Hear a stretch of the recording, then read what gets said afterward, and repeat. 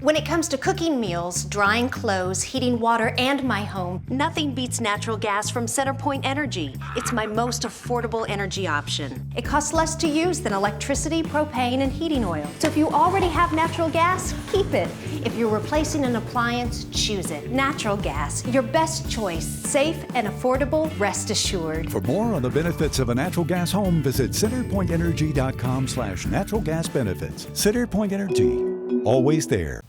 Will Rogers making a lot of strides recently, especially over these past 3 games. What do you think has gone into him turning on the Jets, and then what do you think he needs to do just to be more consistent through all 4 quarters of the game? I think the biggest thing is, well, I mean, he's dedicated and all that, does all the work and things like that. I think one thing, so I think he's got a little improvement himself, but I think that we're protecting better. I think the receivers are, and more in tune with him. I think we've improved in other phases, which I think makes him look like he's improved, which he has. But I think utilizing the weapons around a quarterback is the single most important thing they do. And so I think that he's better at doing that. Coach, WR Calvin had 2 touchdown receptions this weekend. That's his first since the very first game of the season. What improvements have you seen from him? He's been a steady guy. I think sometimes the ball, just finds you at certain times, certain places, but he's been steady. I thought coming into camp, he's been really good as far as kind of an example to the others because he'd caught a lot of balls and he'd been in a lot of games. And so, so he's very poised, especially that one he caught, which was awfully tough to catch, which was behind him, and he just kind of airborne and caught it and had to come off really quick. Otherwise, that guy was going to tip it. I think when I think of Calvin, I just think of a steady guy that I also think some of the younger players have followed. Coach, now that you've had time to watch film of the Auburn game in the second half, were there any adjustments that you saw defensively where things changed, or was it just the matter of the way the guys were playing to be able to shut Auburn down? Us defensively, well, we were right there the first half, I thought. I thought we got better on third down. It's like everything was just sort of a foot or two away the first half. We just didn't react very quick. I thought biggest thing, we lined up and came out of our stances rather than, we're kind of the confused guys with a certain amount of doubt, What's going on, Mike? What's the best way to kind of make sure that your team can stay rolling? Because after a win like that, down 28-3, a very emotional win like that, what's kind of the best way to keep your team not distracted, I guess, after that, especially when you play an opponent like Tennessee State coming up right afterwards? I think practice well, I think within the locker room there's got to be a commitment to practice well. If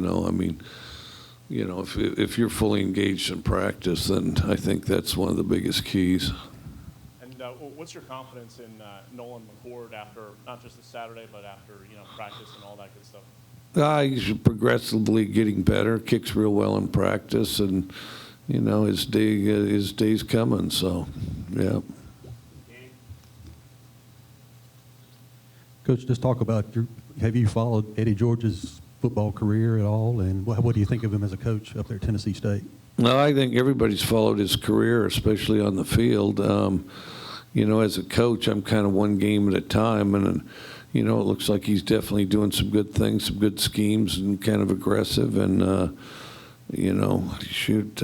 excited that he chose to coach.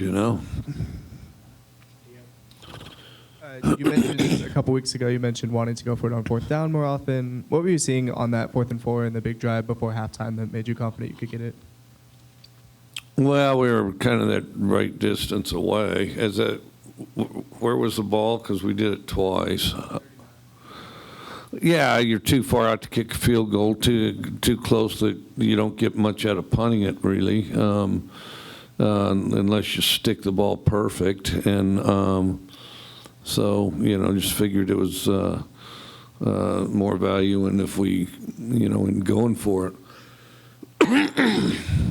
Hey, Mike, do you guys still plan to have that kicker tryout this week? And do you have an update on how many guys you expect out there for it?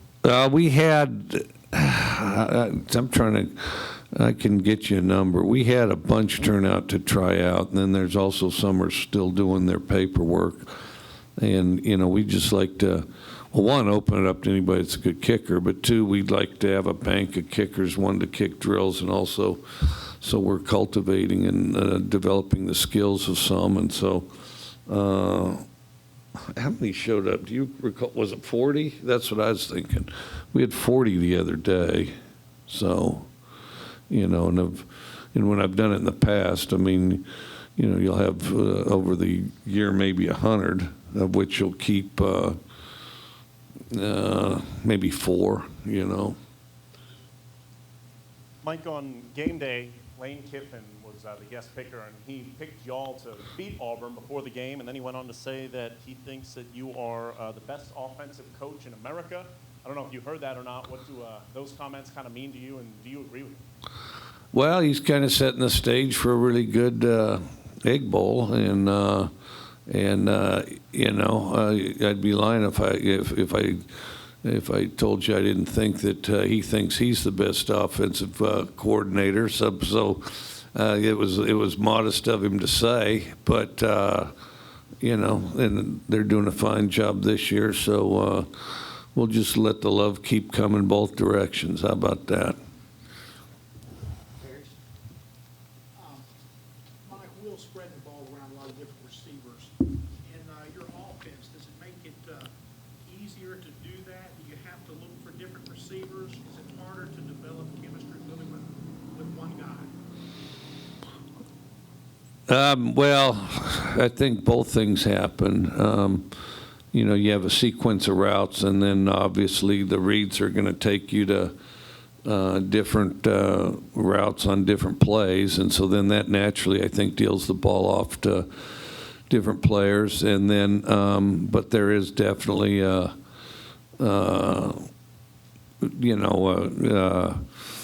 there's certain plays he'll get tuned in with certain guys, like anything on the edge, or he's kind of looking for Mackay, and I think as a player establishes themselves and you get more reps between quarterback and receiver, they really get used to each other, and then there is a chemistry, kind of the one-on-one thing. And I think it's a deal where you don't just blow off your reads, but then all of a sudden you're shuffling out of the pocket or something like that, and then you're kind of looking for that guy. What's been key in Ra-Ra's development to this stage of the season? He's worked hard. He hasn't been, as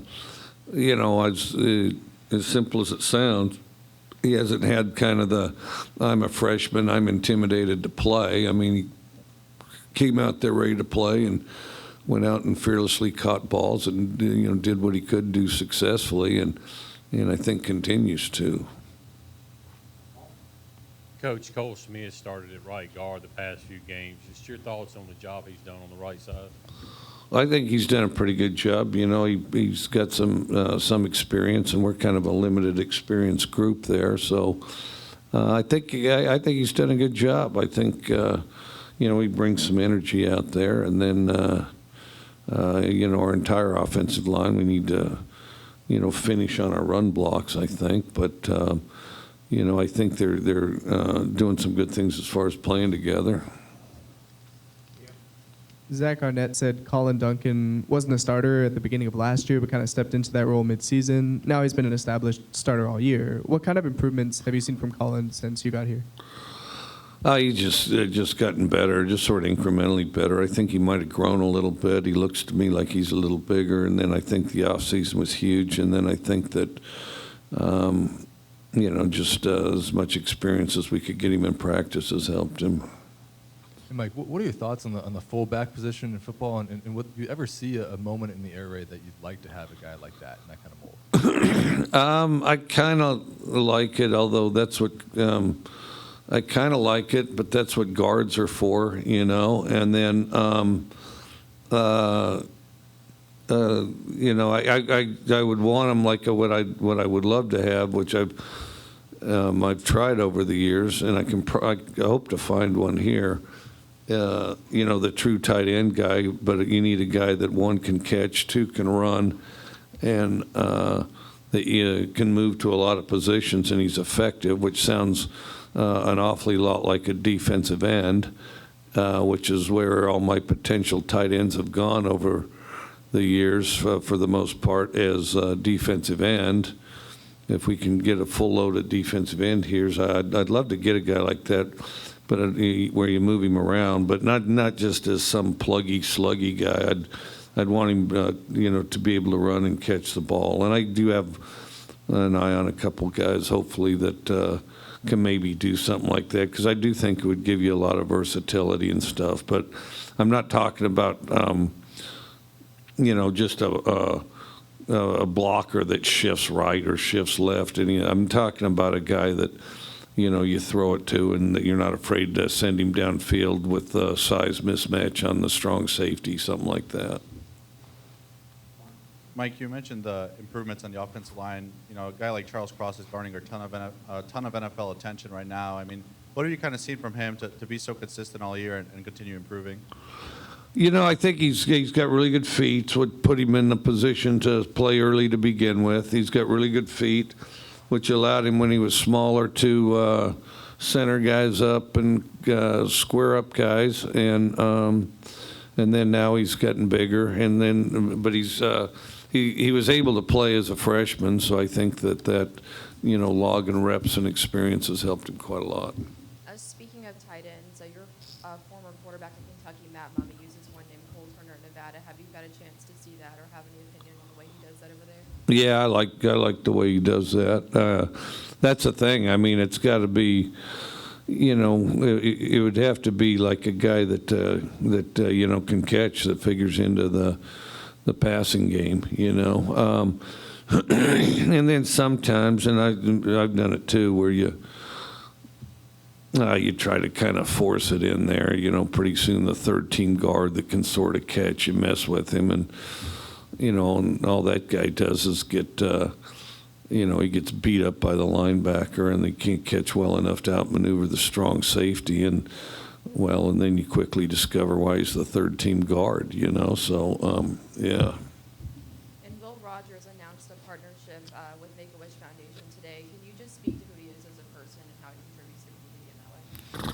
Well, he's a great guy. I mean, Will's a great guy, and I think very generous guy, and easy guy to know. So I think he's a perfect representative for him.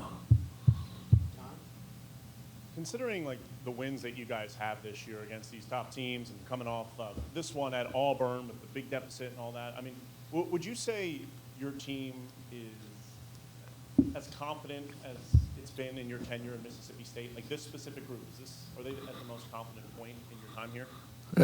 Maybe. Hard to gauge. I think, we're a group that kind of roller coasters up and down, so I hope you're right. I hope that's a correct statement. We'll see. Got to keep building it, though. Obviously, an emotional win there against Auburn. What was it about that game that kind of sparked some dance moves from you? And is that something that we might see the rest of the way with a couple more wins? I would not count on a lot of dancing, and to be honest, I hate dancing. You caught about a week 7 seconds on my part where I walked in that locker room, and of course, a bunch of our players love to dance, and the music's going and all that, and then they try to get me to do it. And I was afraid they might dump something over my head if I didn't, like water and worst of all Gatorade. So I figured, I better comply, which I did, and threw my arms up in the air a little bit just to let them know that I was really giving it a good try. And so I started out just trying to walk in place, and that was clearly not satisfactory with.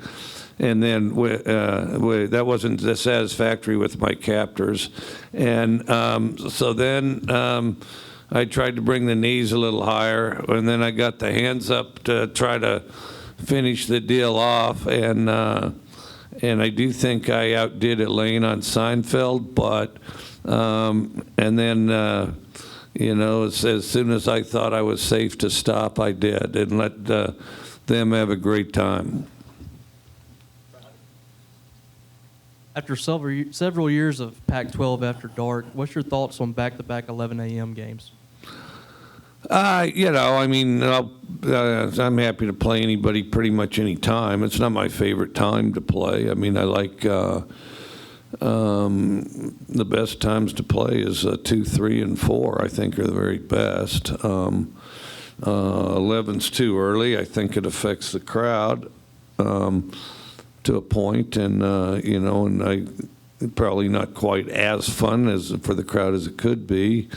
But you know, if they want to play 3 hours earlier, I mean, we would. They just you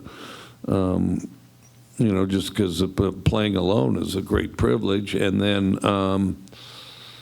you know, I was on a run. I think if you added it up over my career, part of it was because that was the thing at Texas Tech, and it was also the thing before TV got so involved. My guys have probably played between, through my career, 6 and 8 o'clock, maybe more than anybody, you know. And that's later than you'd like. I mean, because you burn a lot of your evening as far as getting together after the game to reevaluate how everything went. But you know, it became routine to the point where it wasn't too bad, where you just expected it, and you know, you kind of know, what do you call it? Your hotel, you routined your hotel around that, and you know, it worked out good as you conditioned around it week after week. Anything else? All right, thank you.